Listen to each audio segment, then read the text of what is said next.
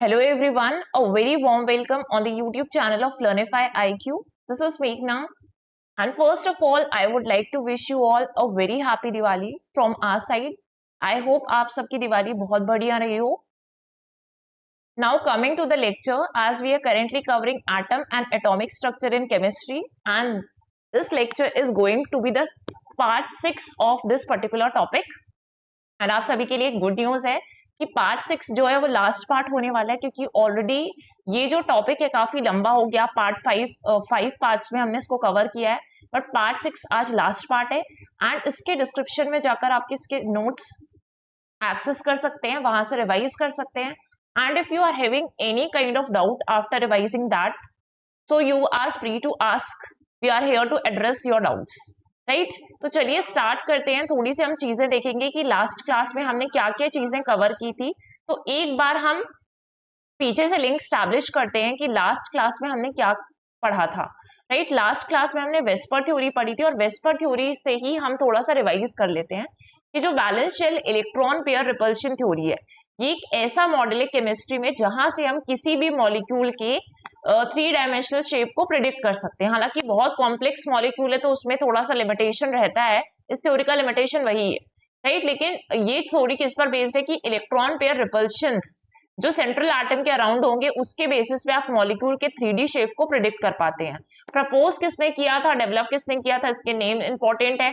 इसके बाद किसी भी थ्योरी क्या ऑब्जेक्टिव्स क्या है वो ज्यादा इंपॉर्टेंट होते हैं कि वो थ्योरी क्या करना चाहती. तो ये मॉलिक्यूलर शेप को प्रिडिक्ट करती है, इलेक्ट्रॉन पेयर रिपल्शन को मिनिमाइज करती है ऑब्वियसली. उसके बाद स्टेबिलिटी आएगी एक मॉलिक्यूल में.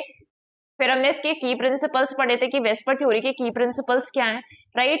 फिर हमने क्या पढ़ा था कि अलग अलग शेप्स, और इसमें सबसे हमने बेसिक चीज समझी थी कि बॉन्ड पेयर और लोन पेयर के बेसिस में चीजें हो रही हैं, राइट. अब यहाँ पर हमने इसके बाद पढ़ा था कि molecular shapes according to VSEPR theory. तो हमने काफी सारे मॉलिक्यूलर शेप्स पढ़े, जैसे आपकी लीनियर ज्योमेट्री के बारे में पढ़ा, ट्राइगोनल प्लानर ज्योमेट्री के बारे में पढ़ा. इसके बाद बेंट एंगुलर ज्योमेट्री पढ़ते हैं, टेट्राहेड्रल ज्योमेट्री के बारे में पढ़ा, trigonal bipyramidal geometry, T shaped geometry, octahedral geometry और स्क्वायर प्लानर ज्योमेट्री, और इतनी ज्योमेट्रीज हमने देख ली थी, राइट. तो ये सारी चीजें हमने कवर की थी. आज हम जंप करने वाले हैं टॉपिक कोऑर्डिनेट बॉन्ड में. तो आज जो हमारा मेन टॉपिक है दैट इज कोऑर्डिनेट बॉन्ड, और इसके बाद हम जो भी चीजें पढ़ने वाले हैं, राइट. तो सबसे पहले आप जान लीजिए कि कोऑर्डिनेट बॉन्ड ये जो टर्म है वो 1921 में जे.ए. पर्किंस ने दिया था, राइट. उन्होंने कोऑर्डिनेट बॉन्ड को एक्सप्लेन किया.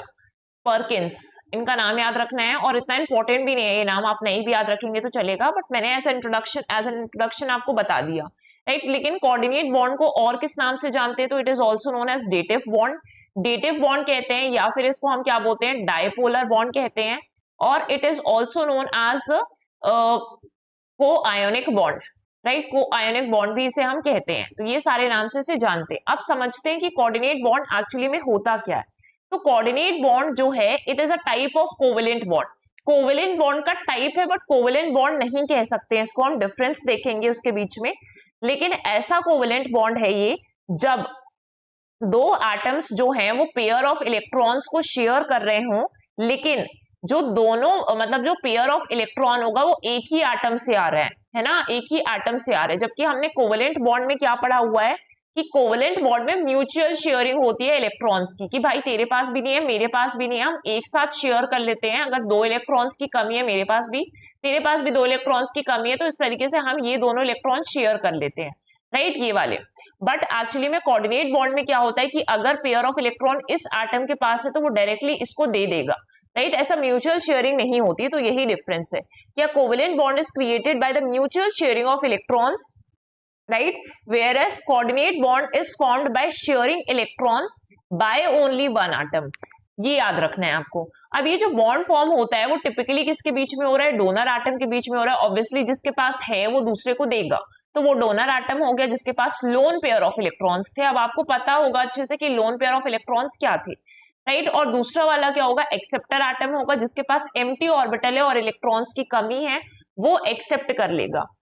तो हमें यहाँ पे 2 टर्म्स अच्छे से याद रखने कि 2 आपके टर्म्स कौन कौन से, एक तो डोनर एटम है और दूसरा वाला क्या है, एक्सेप्टर एटम है. अब इनके पास इनकी कुछ कुछ क्वालिफिकेशंस होंगी, या ये लोग एलिजिबल कैसे हैं कि ये डोनेट कर सकते हैं। तो अगर हम डोनर एटम की बात करेंगे तो इसके पास पहली चीज क्या होनी चाहिए, वन लोन पेयर होना चाहिए, one lone pair of electron होना चाहिए, जो कि जरूरी है। दूसरी चीज क्या है इसके पास कि इसका जो ऑक्टेट है कंप्लीट होना चाहिए, ऑक्टेट कंप्लीट होने के बाद ही लोन पेयर एग्जिस्ट करने चाहिए यहाँ पर, तो ऑक्टेट कंप्लीट होनी चाहिए, ये दूसरी कंडीशन हो गई, राइट। यहाँ पे ऐसे लिख देती हूँ, ऑक्टेट शुड बी कंप्लीट। दूसरी तरफ अगर हम देखेंगे कि जो एक्सेप्टर एटम है, एक्सेप्टर एटम की क्या एलिजिबिलिटी है कि वो यहाँ पर पार्टिसिपेट कर रहा है, तो एक्सेप्टर एटम जो है उसके पास डिफिशियंसी होनी चाहिए एटलीस्ट वन लोन पेयर की, है ना, तभी तो वो इस वाले से डोनर से एक्सेप्ट कर पाएगा। जो मेरे पास कमी है मैं वही एक्सेप्ट कर पाऊंगी ना, तो सामने वाले के लिए एक्सेप्टेंस के लिए कंडीशन होती है कि वो डिफिशियंसी होनी चाहिए एटलीस्ट वन लोन पेयर की, तो होनी चाहिए एटलीस्ट वन लोन पेयर। ये क्लियर हो गया। अब यही कंडीशन यहाँ पे फॉलो होने वाली है कोऑर्डिनेट बॉन्ड में। सो डोनर एटम क्या है, provides both electrons in the bond, दोनों इलेक्ट्रॉन्स आपके दे देता है ये जो भी है यहाँ पे लोन पेयर में। अब acceptor atom has an empty orbital to accept the electron pair, deficiency होनी चाहिए। बॉन्ड फॉर्मेशन क्या होगा, often seen in complex science में देखा जाता है और कुछ सर्टेन मॉलिक्यूल्स में भी देखा जाता है, for example ammonia and boron trifluoride का एग्जांपल हम पढ़ने वाले NH3BF3 का। अब जैसे ही एमोनियम आयन का फॉर्मेशन हो रहा है NH4, तो नाइट्रोजन जो है NH3 में वो डोनेट कर देता है pair of electrons to hydrogen ion को, फॉर्मिंग अ कोऑर्डिनेट बॉन्ड। अभी हम ये वाला एग्जांपल देखने वाले हैं, तो उस एग्जांपल से हम समझते हैं कि कैसे ये चीज फॉलो होती है। और अगर हम बात करें कुछ डोनर और एक्सेप्टर मैंने आपको बता दिया, इसलिए जो कोऑर्डिनेट बॉन्ड होता है जब इनके बेसिस पे हम बात करते हैं, दोनों के टर्म्स में बात करते हैं, तो इसको हम और क्या बोल सकते हैं, डोनर एक्सेप्टर बॉन्ड भी कहते हैं, ठीक है, डोनर एक्सेप्टर बॉन्ड इस भी कहते हैं इसको कोऑर्डिनेट बॉन्ड को। तो ये भी आप याद रखिएगा ये टर्म, तो इससे और अच्छे से आपको याद हो जाएगा कि जैसे आपने बोला कि कोऑर्डिनेट बॉन्ड को डोनर एक्सेप्टर बॉन्ड कहते हैं, तो आपको पूरा कोऑर्डिनेट बॉन्ड की थ्योरी याद आ जाने वाली है। अब एग्जाम्पल पे आ जाते हैं। एग्जाम्पल की अगर हम बात करेंगे तो यहाँ पर आपका NH3 है, ठीक है, ये क्या है आपका NH3 है, और यहाँ पर आपको दिखाई दे रहा है BF3 दिखाई दे रहा है। अब हम उसको यहाँ पर खुद से बनाकर पढ़ते हैं ताकि आपको क्लियर हो। अगर हम बात करने वाले हैं सबसे पहले नाइट्रोजन और इस वाले पार्ट की बात करें, तो अगर हम नाइट्रोजन में जाएंगे तो नाइट्रोजन का सिंबल है N, इसका एटॉमिक नंबर क्या होता है, तो एटॉमिक नंबर है 7, ठीक है, एटॉमिक नंबर 7 है। अब आप कॉन्फ़िगरेशन कैसे बनाएंगे, 1s2 बनाएंगे, 2s2 बनाएंगे, और उसके बाद से आपने 2p3 ले लिया, तो ये आपको दिख रहा है कि 1s2 में 1s में 2 है, 2s2 है और 2p3 है। अब यहाँ पर आपको दिख रहा है कि वैलेंसी कितनी हो जाएगी, वैलेंसी कितनी होगी लास्ट में 3 इसकी वैलेंसी हो गई। और अगर हम बात करें वैलेंस इलेक्ट्रॉन्स की कि लास्ट शेल में कितने नंबर ऑफ इलेक्ट्रॉन्स थे, तो 3 to 5 हो गए, क्योंकि ये तो लास्ट जो बाहर की शेल है उसमें ही हो गया, आउटर मोस्ट शेल में। तो यहाँ पे बैलेंस इलेक्ट्रॉन्स के नंबर आपको दिख रहे हैं 5, ताकि ये ऑक्टेट कंप्लीट कर पाए इसको 3 इलेक्ट्रॉन्स की जरूरत पड़ेगी, आउटर मोस्ट शेल में 5 इलेक्ट्रॉन्स है, इसका मतलब ये है। अगर हम बात करते हैं जब हम वैलेंसी टर्म यूज करते हैं, तो वैलेंसी क्या बताती है, एक एटम की एबिलिटी बताती है कि वो दूसरे एटम्स के साथ कंबाइन हो सकता है या नहीं हो सकता है। ये किससे पता चलेगा, वैलेंसी, कि वहां पर कितने इलेक्ट्रॉन्स के नंबर प्रेजेंट है। और वैलेंसी क्या है, it's also the number of electrons, कि एक एटम जो नंबर ऑफ इलेक्ट्रॉन्स गेन कर रहा है, लूज कर रहा है या शेयर कर रहा है, ताकि वो एक नोबल गैस कॉन्फ़िगरेशन को अचीव कर सके, उस चीज को दिखाती है वैलेंसी, राइट। अगर हम बात कर रहे हैं, अभी हमने देखा कि 5 इलेक्ट्रॉन्स, अब N और H3 इसको हम समझ लेते हैं कैसे बनाए हैं इसने। तो N है आपके पास 5 इलेक्ट्रॉन्स, तो 1 2 और 3 आपने ये रख लिया, और ये जो हो गया आपके लोन पेयर ऑफ इलेक्ट्रॉन्स, दिख गया आपको लोन पेयर ऑफ इलेक्ट्रॉन्स। अब ये किसके साथ बना रहा है, H के साथ बना रहा है, तो यहाँ पर आपको कितने H लेना है, 3 H लेना है, राइट। और आपको पता है कि इसका एटॉमिक नंबर 1 है हाइड्रोजन का, तो एक सिंगल इलेक्ट्रॉन है, 1s1 लिखते हैं इसको कॉन्फ़िगरेशन। तो यहाँ पर ये हो गया। अब ये दोनों तो आपस में ये लोग शेयर कर लेंगे, तो ये जो शेयरिंग हो रही है N की H के साथ, यहाँ पर ये फॉर्मेशन हो रहा है कोवेलेंट बॉन्ड का, क्योंकि ये म्यूचुअल शेयरिंग हो रहा है। दिख रहा है तेरे पास एक इलेक्ट्रॉन है, मेरे पास यहाँ पे एक इलेक्ट्रॉन है, हम शेयर कर लेते हैं आपस में आके, तो ये कौन सा बॉन्ड बन गया, कोवेलेंट बॉन्ड बन गया। लेकिन अगर हम देखेंगे लोन पेयर ऑफ इलेक्ट्रॉन कहाँ जाएगा, तो इसके लिए हमें समझना पड़ेगा BF3 को, राइट। ये है बोरॉन ट्राइफ्लोराइड है। तो अगर हम बोरॉन को समझेंगे, तो बोरॉन आप जानते हैं इसका एटॉमिक नंबर क्या है भाई, 5 है ना, एटॉमिक नंबर कितना है, 5 है बोरॉन का। तो यहाँ पर आपने मेंशन कर दिया इसका एटॉमिक नंबर 5 है। अब आप कैसे फिल करेंगे, 1s2 हो गया, 2s2 हो गया और 2p1 हो गया। यहाँ पर आपको क्या दिख रहा है कि इसकी वैलेंसी कितनी है भाई, तो इसकी वैलेंसी यहाँ पर 2 और एक 3, 3 वैलेंसी हो गई, 3 इलेक्ट्रॉन्स प्रेजेंट है आउटर मोस्ट शेल पे, राइट। अब आपको बनाना है BF3 का स्ट्रक्चर। तो यहाँ पे बोरॉन है, अगर हम फ्लोरीन का भी देख लें क्या हाल है इसका फ्लोरीन का, तो फ्लोरीन का एटॉमिक नंबर होता है 9। अब आप कैसे बनाओगे, 1s2 बनाओगे, 2s2 बनाओगे और 2p5 बनाओगे। तो यहाँ पे कितने इलेक्ट्रॉन्स है, 7 इलेक्ट्रॉन्स है, ठीक है। इसको कंप्लीट करने के लिए 1 इलेक्ट्रॉन की जरूरत पड़ेगी। तो यहाँ पे फ्लोरीन को समझ लेते हैं कि 7 इलेक्ट्रॉन्स इसके हमें रखने हैं। तो यहाँ पर आपने बोरॉन बनाया, कितनी वैलेंसी है, 3, तो आपने 3 इलेक्ट्रॉन यहाँ से ये फिल बना दिए, इसके 3 इलेक्ट्रॉन्स ले लिए। अब यहाँ पे फ्लोरीन के साथ स्ट्रक्चर बना रहे, तो यहाँ पर F है, यहाँ पर F है। अब अगर हम फ्लोरीन के देखेंगे, एक सेकेंड पेन चेंज कर लेते हैं तो कलर वाइज आपको ध्यान में रहेगा कि कैसे दिख रहा है। ग्रीन कलर ले लेते हैं, राइट। तो यहाँ पे फ्लोरीन के पास आप देख रहे हैं 7 इलेक्ट्रॉन्स हमें डालने हैं। तो यहाँ पे 1 2 3 4 5 6 और यहाँ पे आ गया आपका 7th इलेक्ट्रॉन। इसी तरीके से सारे फ्लोरीन में होगा कि उसके 7 इलेक्ट्रॉन्स को हमें रखना है, तो यहाँ पे 7th इलेक्ट्रॉन। इस तरीके से यहाँ पर भी ले लीजिए कि 7 इलेक्ट्रॉन्स हमने इसके ले लिए।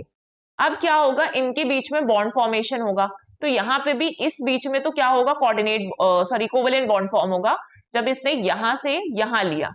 तो ये शेयरिंग हो रही है ना, म्यूचुअल शेयरिंग ऑफ इलेक्ट्रॉन्स। इसको भी 3 चाहिए, यहाँ पर भी इसके पास एक 3 की कमी हो गई, तो ऐसे हो गया, यहाँ पे कोवेलेंट बॉन्ड फॉर्म हो रहा है। लेकिन ये जो लोन पेयर ऑफ इलेक्ट्रॉन था, ये जब इसको डोनेट कर देगा, क्योंकि 2 यहाँ पे चाहिए लोन पेयर ऑफ इलेक्ट्रॉन्स 5 करने के लिए, राइट, 5 है एटॉमिक नंबर।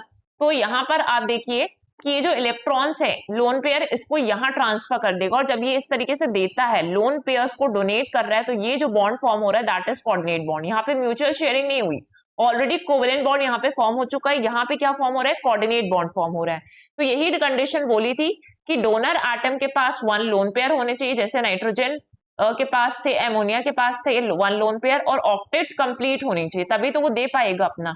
एक्सेप्टर क्या करेगा, डिफिशिएंसी होनी चाहिए एटलीस्ट 1 लोन पेयर की। और ये कंडीशन बोरॉन ट्राइफ्लोराइड पे फॉर्म हो रही थी। तो हमने पढ़ लिया कि इस तरीके की चीज को क्या बोलते हैं, कोऑर्डिनेट बॉन्ड। और ये जो कोऑर्डिनेट बॉन्ड है वो इस तरीके के एरो से शो होता है, ठीक है। ऐसा एरो हम जनरली यूज करते हैं कोऑर्डिनेट बॉन्ड में, तो हमें समझ में आता है ये क्या एरो पॉइंट आउट करता है, पॉइंट करता है from the donor atom to the acceptor atom, की यहाँ से हम इसको डोनेट कर रहे हैं और ये वाला जो इस साइड होगा वो एक्सेप्ट कर रहा है, राइट। तो ये चीजें आपको यहाँ से क्लियर हो गई होंगी कि कोऑर्डिनेट बॉन्ड क्या होता है। इसके बाद से आ जाते हैं न्यूक्लियर रिएक्शन में आते हैं। सो न्यूक्लियर रिएक्शन क्या होता है, न्यूक्लियर रिएक्शन एक ऐसा फिजिकल रिएक्शन है जहां पर किसी भी एटम के न्यूक्लियस में चेंजेस दिखाई देते हैं। अगर ये एटम बनाया और एटम का ये न्यूक्लियस है, ठीक है, तो अगर इस न्यूक्लियस के एटम में इस एटम के न्यूक्लियस में चेंजेस आ रहे हैं, तो a physical reaction which involves changes in the nucleus of an atom is called a nuclear reaction, right. इस न्यूक्लियर रिएक्शन के दौरान जो एनर्जी रिलीज होती है it is known as nuclear energy. अब जो न्यूक्लियर एनर्जी रिलीज हो रही है किसी भी न्यूक्लियर रिएक्शन के टाइम पर, उसको हम न्यूक्लियर फिजन और न्यूक्लियर फ्यूजन के फॉर्म पे पढ़ने वाले हैं, ठीक है। जो न्यूक्लियर एनर्जी रिलीज होती है वो किस फॉर्म में होती है, mainly in the form of heat के फॉर्म में होती है, राइट। और न्यूक्लियर एनर्जी को ही हम क्या कहते हैं, एटॉमिक एनर्जी कहते हैं। So nuclear energy is also known as atomic energy. Nuclear energy फिर भी आप उतना ना सुने, लेकिन एटॉमिक एनर्जी आप सुनते रहते हैं क्योंकि एनवायरमेंट में से हमें पढ़ना होता है। अब अगर हम बात करें एटॉमिक एनर्जी की, राइट, तो एटॉमिक एनर्जी ये जो टर्म दिया था पहली बार कब किसने दिया था, तो पहली बार ये अर्नेस्ट रदरफोर्ड ने दिया था। तो आप याद रखेंगे कि एटॉमिक एनर्जी जो है वो अर्नेस्ट रदरफोर्ड के द्वारा दिया गया था, राइट। इसलिए इनको फादर ऑफ न्यूक्लियर साइंस भी कहा जाता है। He is known as father of nuclear science, right. अब हम एटॉमिक एनर्जी की अगर बात करेंगे ना, तो एटॉमिक एनर्जी बेसिकली आपकी कहां कहां पर आपको यूज होते हुए दिखती है, तो ये सबसे ज्यादा यूज होती है लो कार्बन एमिशंस के लिए, ठीक है। न्यूक्लियर पावर प्लांट्स जो होते हैं वो नियरली 0 कार्बन डाइऑक्साइड प्रोड्यूस करते हैं, बाकी जो अदर ग्रीन हाउस गैसेस भी है वो नियरली 0 के करीब ही प्रोड्यूस करते हैं, राइट। बहुत ज्यादा रिलायबल भी होते हैं। अगर न्यूक्लियर पावर प्लांट्स हैं तो वो वेदर के डिपेंडेंट नहीं होते, जैसे अगर आप बाकी sources of renewable energy use कर रहे हैं, विंड या फिर सोलर, तो दोनों ही किस पर डिपेंडेंट होती है, वेदर पे डिपेंडेंट होती हैं। बट जो न्यूक्लियर पावर प्लांट्स है वो इस चीज पर डिपेंडेंट नहीं होगा, इसलिए हम एटॉमिक एनर्जी का यूज करना चाहते हैं। लैंड एफिशिएंट भी होती है कि न्यूक्लियर पावर प्लांट से ज्यादा इलेक्ट्रिसिटी प्रोड्यूस होती है as compare to other clean air sources, है ना। न्यूक्लियर टेक्नोलॉजी से मतलब मॉनिटर या फिर रिसाइकिल कर सकते हैं आप पॉल्यूशन जो हो रहा है उसको भी, इसलिए हम बोल सकते हैं कि जो क्लाइमेट चेंज के गोल्स हैं उसको मीट करने के लिए एटॉमिक एनर्जी और न्यूक्लियर एनर्जी काफी यूजफुल है। स्टिल इसके बारे में कंसर्न्स है, लेकिन फिर भी यूज करते हैं। लेकिन अगर हम इंडिया की कैपेसिटी देखेंगे ना करेंटली, तो लगभग 3% के आसपास है इसकी कैपेसिटी की, इतना प्रोड्यूस कर रहा है अभी। कंट्री की टोटल इलेक्ट्रिसिटी जनरेशन में लगभग 3% कॉन्ट्रीब्यूशन है। ठीक है, तो अभी समझिए कि न्यूक्लियर फिजन और न्यूक्लियर फ्यूजन क्या है। ये तो हमने समझ लिया कि चलो ठीक है, बैकग्राउंड ऐसा था। बट न्यूक्लियर फिजन की अगर बात करेंगे तो ये ऐसा प्रोसेस है जहां पर किसी भी एटम का न्यूक्लियर स्प्लिट होता है दो या दो से ज्यादा स्मॉलर न्यूक्लियाई पर। ठीक है, और सिर्फ सिग्निफिकेंट अमाउंट ऑफ एनर्जी भी रिलीज हो रही है कि एक एटम टूटा है, अब एक एटम जो है वो टूट गया है कुछ पार्ट्स में, और यहां जब वो टूटेगा, फिजन होगा उसका, तो क्या होगा, एनर्जी रिलीज होगी। तो the word fission means split up into two और मोर पार्ट्स में स्प्लिट अप होना, यही फिजन का मतलब है। अब प्रोसेस क्या है कि इसमें एक हैवी न्यूक्लियस होता है और उसका रेडियो एक्टिव डिके देखने के लिए मिलता है। रेडियो एक्टिव डिके बेसिकली क्या है कि जब एक अनस्टेबल एटॉमिक न्यूक्लियाइड ना सब एटॉमिक पार्टिकल्स को इमिट करता है तो उसे रेडियो एक्टिव डिके कहते हैं। तो एक ऐसा प्रोसेस जिसमें कोई हैवी न्यूक्लियस, ये बहुत ज्यादा हैवी न्यूक्लियस था, अब ये हैवी न्यूक्लियस का रेडियो एक्टिव डिके हो रहा है। जैसे हम बोल सकते हैं ऐसे एटम्स में जो हैवी एटम्स है उसमें आप यूरेनियम ले सकते हो। ठीक है, यूरेनियम है आपका, इसके बाद आता है प्लूटोनियम भी इसमें आता है, या फिर थोरियम है। ये स्प्लिट हो रहा है स्मॉल न्यूक्लियाई पर जब इसको बॉम्बार्ड किया जा रहा है किसी लो एनर्जी न्यूट्रॉन के साथ। तो यहाँ पर आ जाइए तो आपको बेटर तरीके से समझ में आएगा। अब यहाँ पर आपके पास यूरेनियम है जिसका एटॉमिक नंबर है 92। ठीक है, एटॉमिक नंबर 92, और ये स्प्लिट हो रहा है जब ये किससे बॉम्बार्ड करवाया जाता है, एक स्लो मूविंग न्यूट्रॉन से।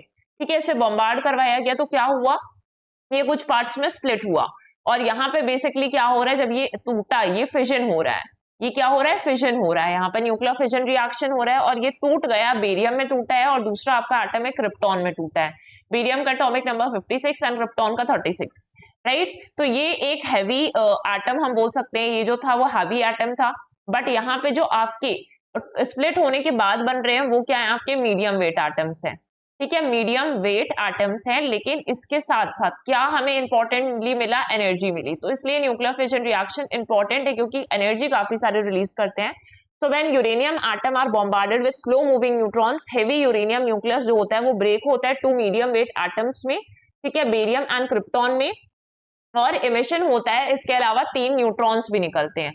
तो बेरियम और क्रिप्टॉन 2 एटम्स तो बने, 3 न्यूट्रॉन्स भी निकले, और इसके साथ एनर्जी भी रिलीज होती है। तो ट्रिमेंडस अमाउंट ऑफ एनर्जी यहां से रिलीज होती है जब यूरेनियम का फिजन रिएक्शन होता है।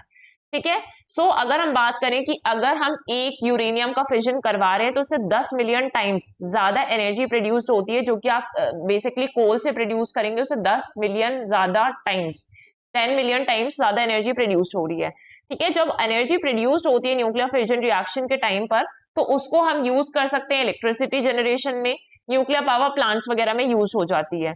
ठीक है, तो यहाँ पे बेसिकली एनर्जी कैसे प्रोड्यूस हो रही थी कि फिजन रिएक्शन में एनर्जी कैसे प्रोड्यूस हो रही है, जब मास का एनर्जी में कन्वर्जन हो रहा है तब आपको यहाँ पर मास से एनर्जी मिल रही है। ठीक है, तो ये सारी चीजें हमने क्लास में पढ़ ली आपके न्यूक्लियर फिजन रिएक्शन में। अब आ जाते हैं फ्यूजन रिएक्शन की अगर हम बात करें, तो फ्यूजन रिएक्शन क्या होता है, एक ऐसा प्रोसेस है जहां पर, है ना, एटम्स कंबाइन होंगे to light atomic nuclear combine होते हैं और वो एक हैवियर न्यूक्लियस फॉर्म करते हैं, और इमेंस अमाउंट ऑफ एनर्जी इसमें भी रिलीज होती है। So immense amount of energy release हो रही है, बट यहाँ पर 2 लाइटर एलिमेंट्स जैसे कि हाइड्रोजन को ले लेंगे, और हाइड्रोजन जब कंबाइन हो रहा है तो ये रिलीज कर रहे हैं, एनर्जी रिलीज करता है, और इससे क्या बनता है, हीलियम। इसको बोलते हैं न्यूक्लियर फ्यूजन रिएक्शन। फ्यूजन आकर होता है नेचुरली स्टार्स में होता है, सन का हमने एग्जांपल पढ़ा कि सन में होता है, फिर हाइड्रोजन न्यूक्लियर फ्यूज होता है ताकि हीलियम फॉर्म कर सके, और एक्सट्रीमली हाई टेम्परेचर और प्रेशर का रिक्वायरमेंट होता है। तो ट्रेमेंडस अमाउंट ऑफ एनर्जी इसमें भी रिलीज हो रही है, बट कंडीशंस क्या नीडेड होती हैं इसमें, सबसे पहले तो millions of degrees of temperature की जरूरत होती है। तो टेम्परेचर आपके पास काफी हाई होना चाहिए, और इसके बाद से millions of pascals of pressure, pressure की यूनिट क्या होती है, पास्कल, तो उसका रिक्वायरमेंट भी होता है। सो इसमें हम एग्जांपल लेने वाले हैं, फ्यूजन होगा ड्यूट्रियम और ट्रीटियम का, और ये क्या फॉर्म करेंगे आपके, यहां से आपको देखिएगा कि कॉम्बिनेशन के बाद क्या फॉर्म करें, तो 2 आइसोटोप्स ऑफ हाइड्रोजन बन रहे हैं। अब यहाँ पे डायरेक्टली अगर हम एग्जाम्पल से समझें तो आपके पास हाइड्रोजन बॉम्ब है, हाइड्रोजन बॉम्ब में बेसिकली देखने को मिलता है, लेकिन यहाँ पर जो एनर्जी देखिए, ड्यूट्रियम एटम्स को जब हीट किया गया एक्सट्रीमली हाई टेम्परेचर पे और हाई प्रेशर पर, ये ट्रीटियम दोनों को ट्रीट किया गया, तो यहाँ पर आपके पास क्या फॉर्म हो रहा है, हीलियम फॉर्म हो रहा है, हेवी न्यूक्लियस ऑफ हीलियम बनता है और एक न्यूट्रॉन का एमिशन होता है। ये न्यूट्रॉन दिख रहा है, बहुत करीब हो गया ये, तो यहाँ पे न्यूट्रॉन निकलता है और एनर्जी निकलती है, ठीक है। वहां पे 3 न्यूट्रॉन्स प्रोड्यूस हो रहे थे, यहाँ पे एक न्यूट्रॉन प्रोड्यूस हो रहा है, तो इस तरीके से एनर्जी प्रोड्यूस हो रही है न्यूक्लियर फ्यूजन रिएक्शन में। हाउएवर ज्यादा नहीं होती, मच मोर होती है न्यूक्लियर फिजन रिएक्शन से, एनर्जी काफी ज्यादा होती है इस पर। और अगर हम बात करें जो एनर्जी प्रोड्यूस हो रही है न्यूक्लियर फ्यूजन के टाइम पर, वो अब तक इतनी ज्यादा कंट्रोल नहीं की जा सकी है, इसलिए न्यूक्लियर फ्यूजन रिएक्शन जो है वो उतना यूज नहीं हो पाता है इलेक्ट्रिसिटी जनरेशन के लिए। तो ज्यादा कौन सा होता है, फिजन रिएक्शन ही यूज होता है, क्योंकि उसकी एनर्जी को हम एक लिमिट तक कंट्रोल कर सकते हैं, ठीक है। सो nuclear reaction which occurs extremely high temperature पे, ऐसे न्यूक्लियर रिएक्शंस अगर अकर हो रहे हैं जो बहुत ज्यादा हाई टेम्परेचर पे हो रहे हैं, तो उनको क्या कहा जाता है, थर्मोन्यूक्लियर रिएक्शन कहा जाता है। क्या कहा जाता है, आप याद रखेंगे, थर्मोन्यूक्लियर रिएक्शन, क्योंकि हीट या टेम्परेचर बहुत ज्यादा देना पड़ रहा था, इसमें एक्सट्रीमली हाई टेम्परेचर देना पड़ रहा था, इसलिए हम न्यूक्लियर को थर्मोन्यूक्लियर बोल रहे हैं। ये क्लियर हो गया।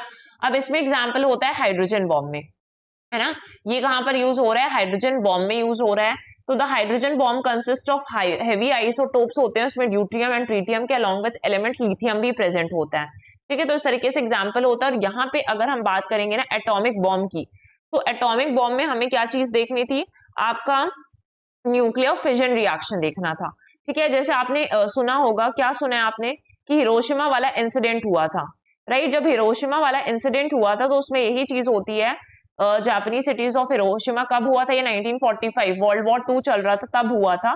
उस बॉम्ब का कोड नेम क्या दिया गया था, उसको लिटिल बॉय दिया गया था। तो यूएस ने बॉम्ब ड्रॉप करवाया था और उस टाइम में बहुत ज्यादा रिएक्शन होता है यहाँ पर। तो जब भी न्यूट्रॉन्स प्रोड्यूस होते हैं फिजन रिएक्शन के टाइम में, तो फर्दर फिजन और ज्यादा होता है ताकि और ज्यादा एनर्जी रिलीज हो बहुत ही शॉर्ट टाइम में। और यही चीज हुआ था कि एक्सप्लोजन हुआ था बॉम्ब का, तो बहुत सारी एनर्जी प्रोड्यूस हुई और उस बॉम्बिंग की वजह से काफी वाइड स्प्रेड डिस्ट्रक्शन हुए थे, रेडियो एक्टिव फॉल आउट हुआ था काफी ज्यादा, तो कंटेमिनेशन हो गया था उस पूरे एरिया में। बहुत सारे सर्वाइवर्स हैं जिनको कैंसर और इधर रेडिएशन रिलेटेड जो इलनेसेस हैं उसे सफर भी करना पड़ा था।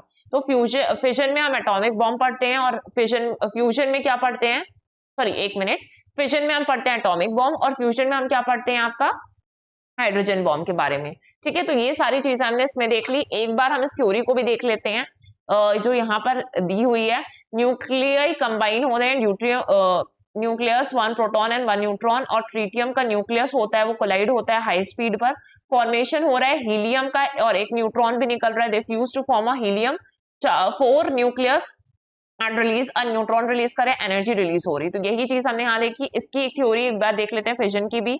इनिशिएशन कैसे हुआ कि 235 न्यूक्लियस एब्जॉर्ब करता है न्यूट्रॉन को, मेकिंग इट अनस्टेबल बनाएगा। फिर न्यूक्लियस स्प्लिट हो जाता है 2 स्मॉलर न्यूक्लियाई पे, बेरियम पे एंड क्रिप्टॉन पे, right. During this split a large amount of energy released होती है in the form of kinetic energy of the fragments and gamma radiation निकलती है and chain reaction होता है कि fission process जो है वो 2 से 3 न्यूट्रॉन्स प्रोड्यूस हो रहा है, तो 2 से 3 न्यूट्रॉन्स फर्दर फिजन को ट्रिगर करेंगे और एक चेन रिएक्शन का फॉर्मेशन होता है यहाँ पर, ठीक है। तो सारी चीज हमने कंप्लीट की। आज की क्लास में मेनली हमने कोऑर्डिनेट बॉन्ड के बारे में पढ़ा, राइट। इसके बाद अगर हम देखेंगे तो कोऑर्डिनेट बॉन्ड के बाद हमने उसका एग्जाम्पल देखा, फिर हमने न्यूक्लियर रिएक्शन पढ़ा। न्यूक्लियर रिएक्शन के टाइप्स होते हैं nuclear fission and nuclear fusion, जो भी एनर्जी उसमें रिलीज हो रही है। तो हमने न्यूक्लियर फिजन के बारे में पढ़ा, एग्जाम्पल देखा, इसके बाद फ्यूजन के बारे में पढ़ा और एग्जाम्पल देखा, राइट। तो फाइनली आपका atom and atomic structure and हो गया है। तो यहाँ पे आप अपने डाउट्स पूछ सकते हैं और आपको एक्सेस मिल जाएगा पीडीएफ का, डिस्क्रिप्शन में जाकर आप लिंक से एक्सेस कर सकते हैं। सो आज के सेशन में इतना ही। Thank you everyone.